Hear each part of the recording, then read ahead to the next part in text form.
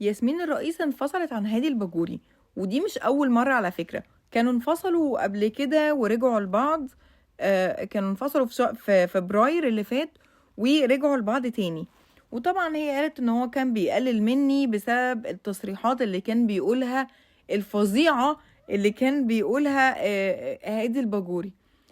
كانت تصريحاته الجميلة دي كانت بتقول ايه؟ كانت ياسمين عز كانت بتسأله، بتقول له هو انت ليه بتعمل المشاهد دي في افلامك وفي اعمالك؟ بيقول لها عادي، في سياق الدراما.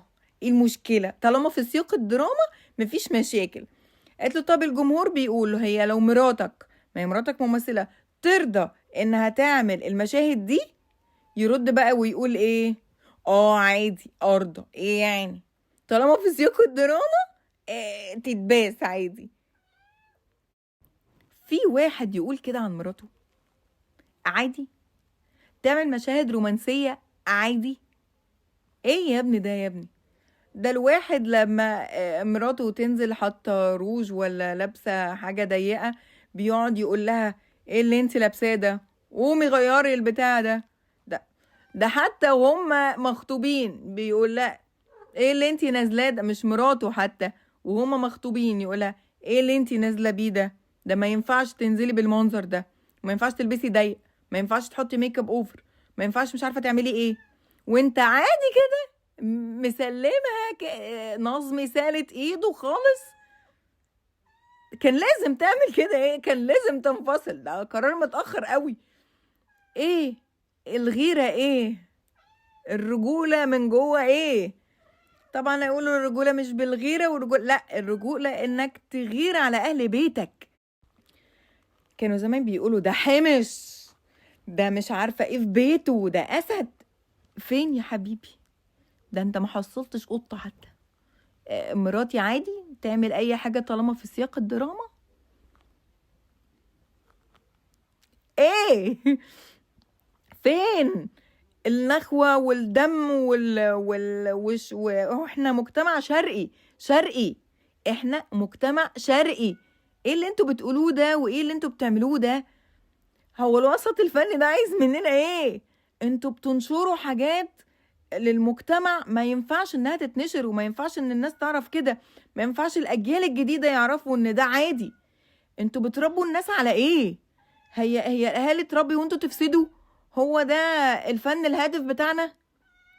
انتوا بتفسدوا اجيال على فكرة. راح بقى هادي الباجوري يتجوز. راح يتجوز مين؟ فيدرا. فيدرا، عارفين فيدرا؟ نفس الكلام اللي قلته. طب عارفين لها حاجة؟ طب عارفين لها اي حاجة غير الجواز والطلاق، وبتجري ورا ده وبتطلق ده من ده وبتعمل ده؟ انتوا عارفين لها حاجة تانية غير كده؟ عملت حاجة واتشهرت بيها تانية غير كده؟ فيدرا. المهم هو راح يتجوز فيدرا. فيدرا دي بقى كانت تبقى مين؟ كانت مرات اخوه. الوسط ده غريب جدا، غريب جدا. مرات اخويا يعني زي اختي، يعني في الاخر هي خلاص طالما يعني يجوز لها. يعني انا مش هقدر اقول غير كده.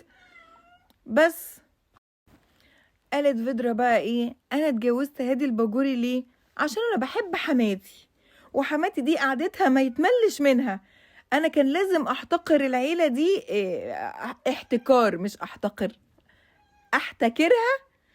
احتكر العيلة دي واكون فيها. ما هعمل ايه؟ ما انا بحب حماتي اللي كانت حماتي، ما اقدرش اسيبها. وست قعدتها جميلة وما يتملش منها. حد قالك ما تروحيش تزوريها؟ حد قالك ما تقعديش معاه؟ كانت طردتك؟ قالت لك ابدا ما اقعدش معاكي غير لما تتجوزي واحد من عيالي؟ ايه يا بنتي التصريحات دي يا بنتي؟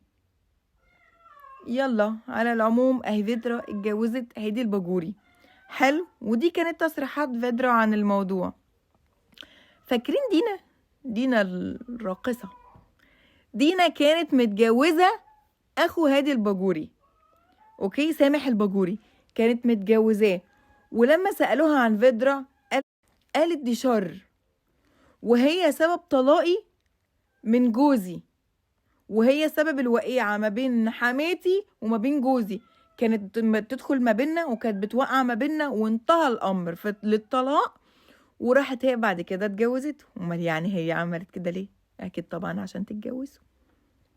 فهي على حسب كلام دينا ان فيدرا وقعت ما بينها وما بين حماتها وما بين جوزها، وبعد كده راحت ايه؟ راحت اتجوزته.